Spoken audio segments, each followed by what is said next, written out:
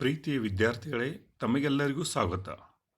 ಇಂದಿನ ಈ ವಿಡಿಯೋದಲ್ಲಿ ನಾವು 10ನೇ ತರಗತಿಯ ಪದ್ಯಪಾಠ 3 ಹಲಗಲಿಯ ಬೇಡರು ಈ ಲಾವಣಿಯ ಬಹು ಆಯ್ಕೆ ಪ್ರಶ್ನೆಗಳು ಹಾಗೂ 2-3 ವಾಕ್ಯಗಳ ಪ್ರಶ್ನೋತ್ತರಗಳನ್ನು ಅಭ್ಯಾಸ ಮಾಡೋಣ. ಬಹು ಆಯ್ಕೆ ಪ್ರಶ್ನೆಗಳು ಇವು 1 ಅಂಕದ ಪ್ರಶ್ನೆಗಳು. ಪ್ರಶ್ನೆ 1. ಕಂಪನಿ ಸರ್ಕಾರ ಜಾರಿಗೆ ತಂದ ನಿಯಮ ನಿಶಸ್ತ್ರೀಕರಣ ಶಾಸನ. ಇವರು ಹಲಗಲಿಯಲ್ಲಿದ್ದ 4 ಪ್ರಮುಖರು. ಸರಿ ಉತ್ತರ ಪೂಜೇರಿ ಹನುಮ, ಬ್ಯಾಡರ ಬಾಲ, ಜಡಗ ಮತ್ತು ರಾಮ. ಪ್ರಶ್ನೆ 3. ಹಲಗಲಿ ಗುರುತು ಉಳಿಯದಂತೆ ಆಗಲು ಕಾರಣವೇನು? ಉತ್ತರ ಹಲಗಲಿಗೆ ಬೆಂಕಿ ಹಚ್ಚಿದ್ದರಿಂದ. ಪ್ರಶ್ನೆ 4. ಹಲಗಲಿ ಗ್ರಾಮ ಈ ಜಿಲ್ಲೆಯಲ್ಲಿದೆ. ಸರಿ ಉತ್ತರ ಬಾಗಲಕೋಟ ಜಿಲ್ಲೆಯಲ್ಲಿದೆ. ಪ್ರಶ್ನೆ 5. ಹಲಗಲಿ ಗ್ರಾಮ ಯಾವ ಸಂಸ್ಥಾನದಲ್ಲಿ ಇತ್ತು? ಸರಿಯಾದಂಥ ಆಯ್ಕೆ ಮುಧೋಳ ಸಂಸ್ಥಾನದಲ್ಲಿ. ಪ್ರಶ್ನೆ 6. ಹುಕುಮನ್ನು ಕಳಿಸಿದ್ದು ಇವರು? ಕಂಪನಿ ಸರ್ಕಾರ. ವಿದ್ಯಾರ್ಥಿಗಳು ಗಮನಿಸಬೇಕು, ಇವು ಬಹು ಆಯ್ಕೆ ಪ್ರಶ್ನೆಗಳು. ಪ್ರತಿ ಪ್ರಶ್ನೆಗೆ 4 ಆಯ್ಕೆಗಳಿರುತ್ತವೆ. ಆದರೆ ಇಲ್ಲಿ ತಮ್ಮ ಅಭ್ಯಾಸಕ್ಕಾಗಿ ಸರಿಯಾದ ಉತ್ತರವನ್ನು ಮಾತ್ರ ಕೊಡಲಾಗಿದೆ. ಪ್ರಶ್ನೆ 7. ವಿಶ್ವಾಸಘಾತಕರು ಇವರು? ಉತ್ತರ ಬ್ರಿಟಿಷರು. ಪ್ರಶ್ನೆ 8. ಅಗಸಿ ಬಾಗಿಲ ಬಳಿ ಬಂದು ಬುದ್ಧಿಮಾತು ಹೇಳಿದವರು? ಸರಿಯಾದಂಥ ಆಯ್ಕೆ ಹೆಬ್ಲಕ್ ಸಾಹೇಬ್. ಪ್ರಶ್ನೆ 9. ಹೆಬ್ಲಕ್ ಸಾಹೇಬ್ನನ್ನು ಗುಂಡಿಟ್ಟು ಕೊಂದವರು? ಸರಿ ಉತ್ತರ ಹನುಮ. ಪ್ರಶ್ನೆ ಸಂಖ್ಯೆ 10. ಕಲಾದಗಿಯಿಂದ ದಂಡು ಕಳುಹಿಸಿ ಹಲಗಲಿ ಬೇಡರನ್ನು ಬಗ್ಗು ಬಡಿಯಲು ಆದೇಶಿಸಿದವರು? ಸರಿಯಾದಂಥ ಆಯ್ಕೆ ಕಾರ ಸಾಹೇಬ. ಪ್ರಶ್ನೆ 11. ಶಿಷ್ಟ ಸಾಹಿತ್ಯಕ್ಕೆ ಮೂಲ ಪ್ರೇರಣೆ? ಸರಿ ಉತ್ತರ ಜನಪದ ಸಾಹಿತ್ಯ. ಪ್ರಶ್ನೆ ಸಂಖ್ಯೆ 12.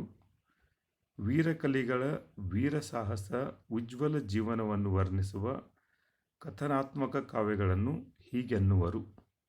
ಸರಿಯಾದಂಥ ಉತ್ತರ ಲಾವಣಿಗಳು. ಪ್ರಶ್ನೆ ಸಂಖ್ಯೆ 13.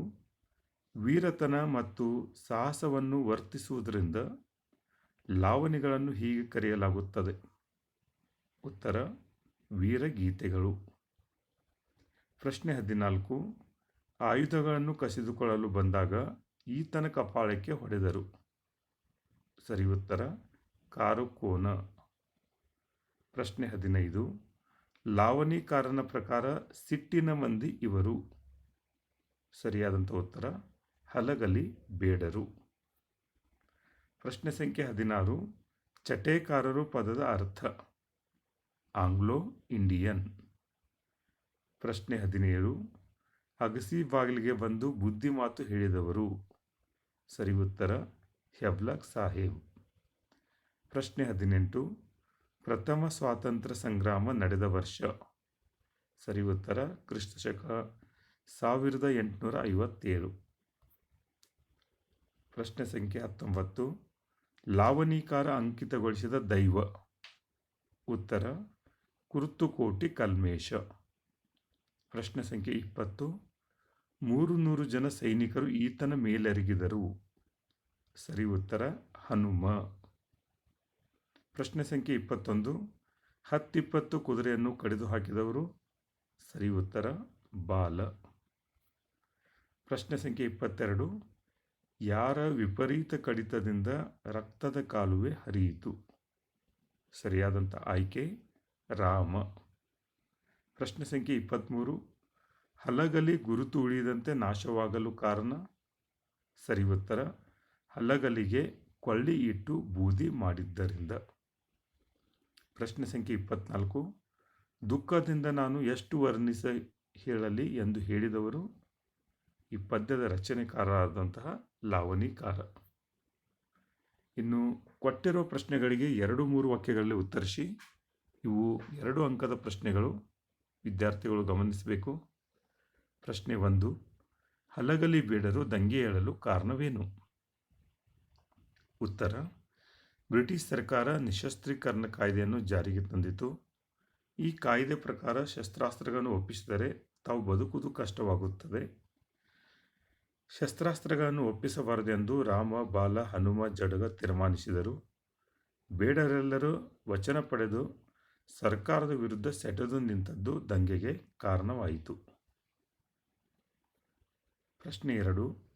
ಹಲಗಲಿಗೆ ದಂಡು ಬರಲು ಕಾರಣವೇನು? ಉತ್ತರ: ಹಲಗಲಿಯ ಬೇಡರಾದ ರಾಮ, ಬಾಲ, ಹನುಮ ಮತ್ತು ಜಡಗ ಇವರು ನಿಶಸ್ತ್ರೀಕರಣ ಕಾಯ್ದೆಯನ್ನು ವಿರೋಧಿಸಿದರು. ತಮ್ಮಲ್ಲಿರುವ ಶಸ್ತ್ರಾಸ್ತ್ರಗಳನ್ನು ಒಪ್ಪಿಸಲಿಲ್ಲ.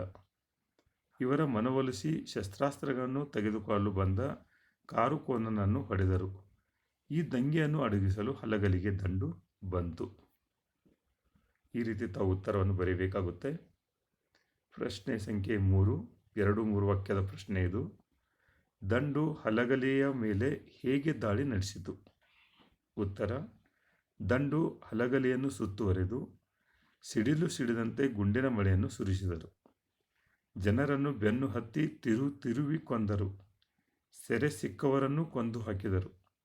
ಹಲಗಲಿಯನ್ನು ದೋಚಿ ಆ ಊರಿಗೆ ಕೊಳ್ಳಿ ಇಟ್ಟು ಅದನ್ನು ಸಂಪೂರ್ಣ ನಿರ್ನಾಮ ಮಾಡಿದರು. ಪ್ರಶ್ನೆ ಸಂಖ್ಯೆ 4. ಲಾವಣಿಗಳನ್ನು ಏಕೆ ವೀರಗೀತೆಗಳೆಂದು ಕರೆಯಲಾಗಿದೆ? ಉತ್ತರ: ಲಾವಣಿಗಳನ್ನು ಜನಪದ ಸಾಹಿತ್ಯದ ಒಂದು ವಿಶಿಷ್ಟ ಪ್ರಕಾರ. ಒಂದು ಘಟನೆಯನ್ನು ಆಧರಿಸಿ ಕಲಾತ್ಮಕವಾಗಿ ಕಟ್ಟಿದ ಹಾಡನ್ನು ಲಾವಣಿಗಳೆಂದು ಕರೆಯಲಾಗಿದೆ. ಸಾಮಾನ್ಯವಾಗಿ ವೀರತನ ಹಾಗೂ ಸಾಹಸಗಳನ್ನು ವರ್ಣಿಸುವುದರಿಂದ ಅವುಗಳನ್ನು ವೀರಗೀತೆ ಎನ್ನುವರು. ಹಾಗಾದರೆ ಆತ್ಮೀಯ ವಿದ್ಯಾರ್ಥಿಗಳೇ, ಮುಂದಿನ ವಿಡಿಯೋದಲ್ಲಿ ಈ ಪದ್ಯದ ಭಾಗ 2 ಆ ವಿಡಿಯೋದಲ್ಲಿ ನಾವು ಸಂದರ್ಭ ಸಹಿತ ಸಾರಾಂಶ ವಿವರಿಸಿ ಪ್ರಶ್ನೆಗಳನ್ನು ಹಾಗೂ 8-10 ವಾಕ್ಯದಲ್ಲಿ ಉತ್ತರಿಸುವ ಪ್ರಶ್ನೆಗಳನ್ನು ಅಭ್ಯಾಸ ಮಾಡೋಣ. ಅಲ್ಲಿವರೆಗೆ ಧನ್ಯವಾದಗಳು. ಜೈ ಹಿಂದ್.